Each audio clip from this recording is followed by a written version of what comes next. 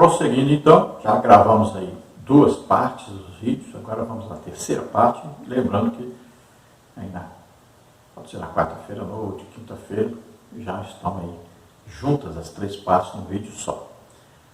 E todas as figuras ilustrativas que nós usamos aqui, os slides, nós temos aí no nosso blog, também colocamos depois no Slide Sheet. E os estudos escritos, bastante material você encontra aí no nosso blog e também no nosso site. Vamos então à terceira parte, a última parte da lição. No tópico 3, o Novo Testamento.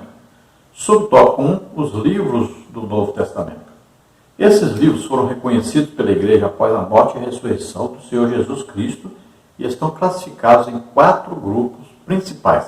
Letra A, Evangelhos, que são os 4 livros de Mateus, Marcos, Lucas e João. Depois, letra B, Histórico, formado pelos livros de Atos dos Apóstolos.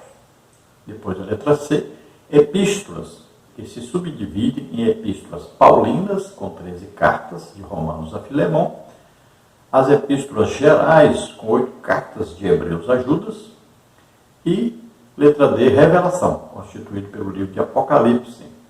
O conjunto totaliza 27 livros inspirados e autorizados, que são chamados de canônicos. 1 Coríntios 2, 4, 13. Então, os livros que foram reconhecidos pela Igreja, olha só, no Antigo Testamento, reconhecidos pelos judeus, né? Então, canonizaram aqueles livros lá. Reconheceram, né, o povo, viram que eram inspirados, né? Foram preservados, tudo bem. Agora, o Novo Testamento, aí é o papel da Igreja. O judeu não reconhece o Novo Testamento, para eles não existe. Para eles, Jesus nunca nem veio.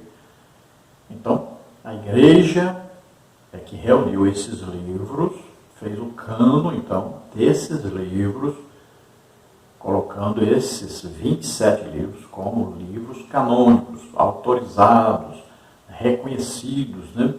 Inspirados pelo Espírito Santo, reconhecidos pela Igreja, preservados pelo Espírito Santo. Então, esses 27 livros é o que nós adotamos então como Novo Testamento, ou Nova Aliança. Então, como estão divididos esses 27 livros? Olha aí. Primeiro, existe o que? Os evangelhos. 4 evangelhos, né? Cada evangelho se concentrando mais num tema. Aí Mateus se concentra mais no que? Jesus como rei. Aí nós vamos ver Marcos, né? Se concentrando mais em Jesus como servo. Aí vamos ver Lucas se concentrando mais em Jesus como homem. E João se concentrando mais em Jesus como Deus. Então, juntando esses 4 evangelhos, nós temos uma ideia completa daquilo que Deus queria que nós conhecêssemos a respeito de Jesus. Então, veja bem que dos 4 evangelhos existe biografia, mas também existe história, existe teologia, né? Então, são muita coisa que está dentro dos 4 evangelhos. Tem a prática, né? Aí o evangelho prático também. Existem sinais, prodígios, maravilhas, tudo isso. Metade dos evangelhos falam de sinais, prodígios, maravilhas, milagres que Jesus operou. Dada a importância disso na pregação do legítimo evangelho.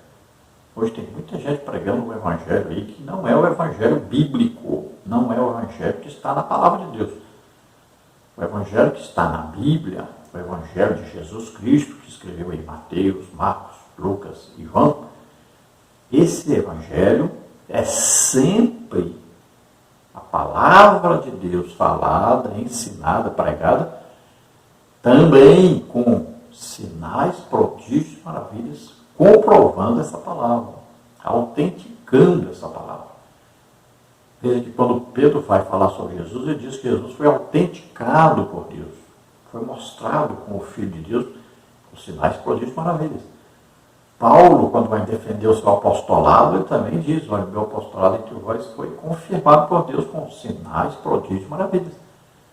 Então, temos que entender isso. O verdadeiro, legítimo evangelho sempre é acompanhado de sinais, prodígios e maravilhas. Então, depois vem os livros históricos, que aí o livro histórico, na verdade, é aí uma coletânea, né, feita por Lucas. o mesmo que escreveu o Evangelho de Lucas. Lucas não era apóstolo e também não era judeu, ele era grego. A profissão dele, médico. Então ele escreveu a um amigo, Teófilo, né? E escreveu primeiro o Evangelho, uma coletânea então, que ele foi pesquisando, perguntando às pessoas que andaram com Jesus, conheceram Jesus, tudo isso ele pesquisou. E depois ele escreve Atos dos Apóstolos, andando com Paulo todo o tempo. Então ele escreveu Atos dos Apóstolos, que é um livro histórico, por quê? Porque conta a história da igreja, o início da igreja. Isso é muito importante. Então narra aí desde o início da igreja ali, o batismo com o Espírito Santo, depois a evangelização judaica primeiro e depois a evangelização dos gentios. Narra como líder da evangelização judaica Pedro e a cidade de Jerusalém como centro.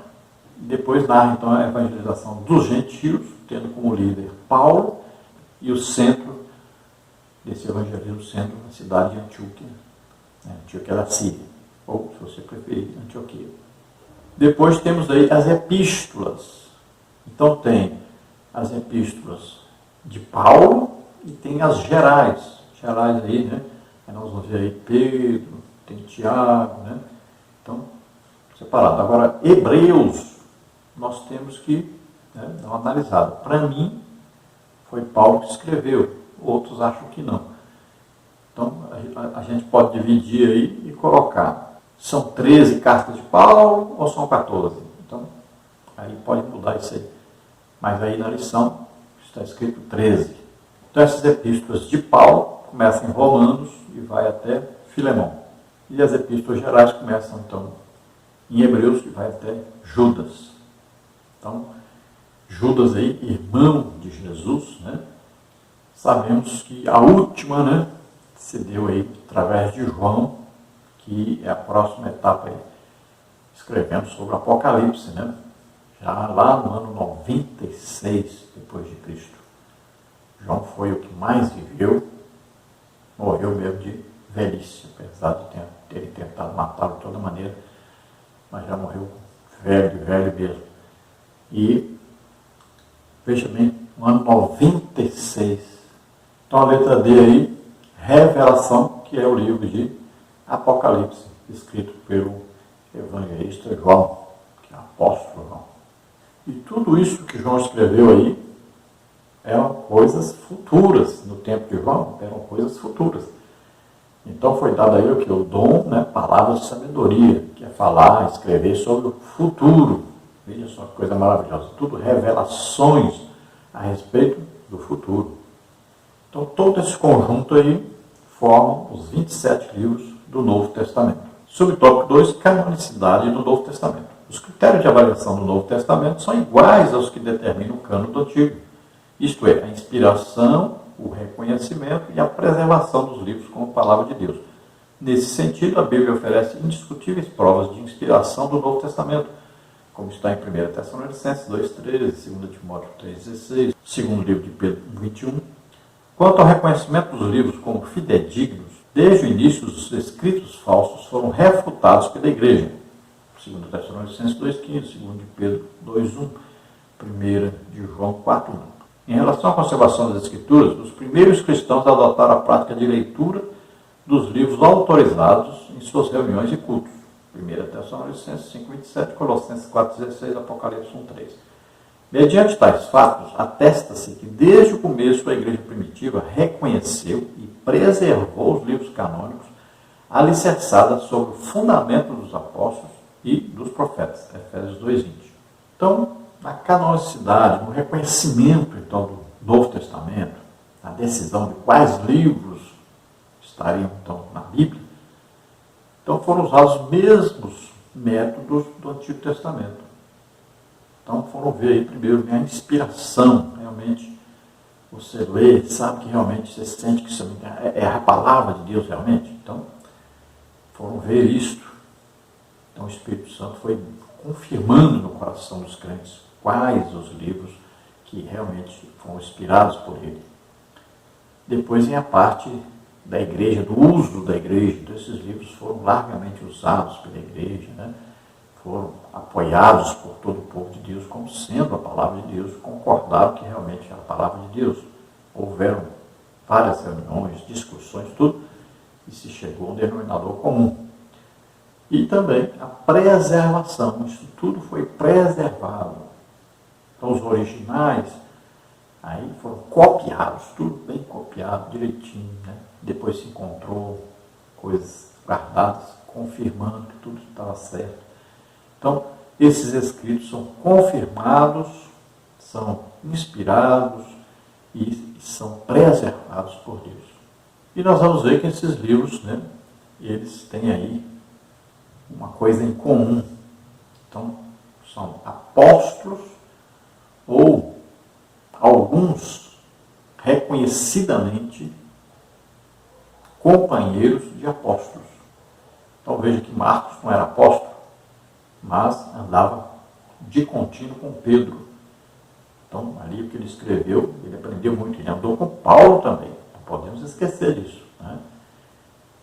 Então, ele tinha um conhecimento, tanto prático, quanto teórico, quanto histórico, e ele arrecadou tudo isso que ele escreveu, falando com as pessoas. E temos Lucas, né, que não era também apóstolo, mas andou de contínuo com Paulo. E também, claro, esteve lá com os apóstolos, né? Então, ele fez uma coletânea muito grande, principalmente com Maria, né? Para falar sobre o nascimento de Jesus, é o que fala mais detalhes, né? Então, Lucas escreveu e tinha aí o apoio, principalmente de Paulo. Vamos ver aí Judas, que era irmão de Jesus. Olha, nós vamos ver aí Tiago, que era irmão de Jesus, passa a ser líder da igreja do segundo colegiado de apóstolos. Provando, é claro que existe apóstolo na igreja hoje. É um ministério, né, que está em Efésios 4:11, Paulo fala sobre isso. É um ministério aprovado, reconhecido pela igreja. Assim como Paulo, Barnabé. Então, também Tiago, apóstolo. E nós vamos ver, então, que o Novo Testamento, ele é escrito por pessoas que ou são apóstolos, ou conhecidíssimos de apóstolos e que andaram com apóstolos. Isso é muito importante. Então, esses escritos eram de apóstolos e também de profetas do Novo Testamento. Veja bem, Novo Testamento, os ministérios, né? Olha, apóstolo, profeta, né? Evangelista, pastor e mestre. Então, esses apóstolos e profetas aí, fundamento dos apóstolos e profetas, aí é Novo Testamento. Tá? Então, você vai ver que existiam tantos apóstolos como profetas no Novo Testamento. A igreja. E eles escreveram. E eles testemunharam. E eles foram a base dos escritos que estão aí no Novo Testamento. Subtópico 3, nós temos aí particularidades do Novo Testamento. Todos os livros do Novo Testamento foram escritos em grego koiné, ou koiné, um dialeto comum e presente por toda a cultura de fala grega e que muito auxiliou na propagação do Evangelho nos primórdios do cristianismo, Atos 19:10. Algumas expressões, mesmo redigidas no vernáculo grego, possuem significado em aramaico. Dentre elas, citamos Talita Cumi, menina, levanta-te, Marcos 5:41. Abba, pai, literalmente pai, pai, meu pai, ou paizinho, Marcos 14:36. Eloi, Eloi, lama sabachthani. Deus meu, por que me desamparaste? Marcos 15:34. O conjunto dos livros canônicos foi escrito antes do término do século I. O último livro é o Apocalipse de João, datado por volta do ano 96 d.C. E desde o encerramento do cânon, os cristãos reconheceram apenas os 27 livros como inspirados. Por fim, em torno de 1555 d.C., o Novo Testamento também foi dividido em versículos. Então, a linguagem do Novo Testamento é o grego koiné. Ou, se você quiser falar koiné, não tem problema. Então, é um grego diferente do que é falado hoje. Tá? Então, esse grego era falado em todo o Império Grego, né? Depois, quando veio o Império Romano, o grego permaneceu como a língua falada em toda parte. Então havia dos romanos o latim, dos judeus o hebraico, muitas vezes misturado com o aramaico. E o grego era a língua falada, assim como o inglês hoje é falado em toda parte. Então naquela época era o grego, e esse grego era o grego koiné, é o grego mais antigo do que o que é falado hoje. Então o evangelho foi pregado tanto nesse grego como também em latim, né? Também alguma coisa em hebraico, aramaico. Tudo bem, então as línguas faladas se conheciam em toda parte ali, principalmente em Jerusalém, essas três línguas. Então o grego se espalhou por toda a Europa, né? Porque a língua ali, todos falavam o grego. Então foi fácil, porque veio uma época, né? Ali que havia o quê? As estradas romanas, né? Todas com pedra direitinho, que ligavam todo o Império Romano. Então o Evangelho poderia ser propagado melhor, as pessoas viajavam, ali havia os navios, os portos. Então Jesus ele veio numa época que o Evangelho poderia ser propagado mais facilmente. Então o dinheiro, a língua, né? As estradas, a paz que havia na época, tudo isso foi importante para que o Evangelho se expandisse, fosse pregado por toda parte. Então tudo vem na hora certa, Deus escolheu um dia certo, a hora certa, o tempo certo. E Jesus veio, nasceu e levou sobre os nossos pecados, doenças, enfermidades, maldições, morreu por nós na cruz, ressuscitou. Nesta época. Depois vem então a pregação do Evangelho. Então todos esses livros foram escritos no primeiro século, até o ano 96. João, no final da sua vida, ainda dirigiu a igreja em Éfeso. Então, ele terminou a sua tarefa, a sua carreira, já escrevendo então o último livro da Bíblia. Foi escrito em grego, então, no Novo Testamento, e algumas palavras aí indicam que foram faladas em aramaico, né? Então aí, Talita Cumi, Eloi, Eloi, lama sabachthani, Abba, Pai. Então, indica aí que Jesus usou palavras em aramaico, que muitas vezes os judeus misturavam hebraico, aramaico, né? Falavam também grego e alguma coisa em latim, porque o Império Romano dominava. Então, no ano 1555, aí veio a divisão também em versículos do Novo Testamento, que antes não tinha. Vamos à conclusão.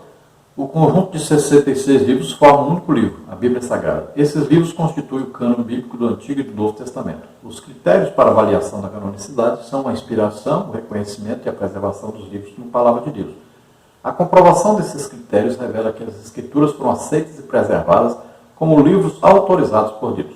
Então é importante sabermos que 66 livros são os livros canônicos reconhecidos como inspirados por Deus, reconhecidos pela Igreja, também pelos judeus, no caso do Antigo Testamento, e também preservados por Deus. Então isso é importante saber que essas três coisas são aí o que comprovam realmente que esses 66 livros são a palavra de Deus para nós, regra para nós, né? Única regra realmente de fé e prática na nossa vida cristã, que são suficientes para termos uma vida cristã muito correta, conhecermos a Jesus, conhecermos intimamente, né, Deus como Pai, como Filho, como Espírito Santo. Isso tudo é suficiente para nós termos uma vida tranquila com Deus e chegarmos a morarmos eternamente então com Deus, que é o futuro que nós esperamos e cremos. Glória a Deus. Aleluia. Vamos então à oração? Vamos orar por você. Se você deseja entregar sua vida para Deus, aceitando a Jesus como Senhor e Salvador, sua oportunidade. Se você deseja, precisa de uma cura, então vamos orar agora e você recebe. Vamos orar. Pai querido, em nome de Jesus, te apresentamos essas vidas que se chegam a Ti, arrependidos dos seus pecados, e ouviram a Tua palavra, e creram no Evangelho, a salvação em Jesus Cristo. Creram que Ele veio, nasceu como homem na terra, levou sobre Ele os nossos pecados, doenças, enfermidades, maldições, morreu por nós na cruz e ressuscitou, está hoje assentado à direita do Pai, intercedendo por nós. Salva agora essas vidas, Senhor. Dá a eles o Espírito Santo, dá a eles a revelação da Tua palavra.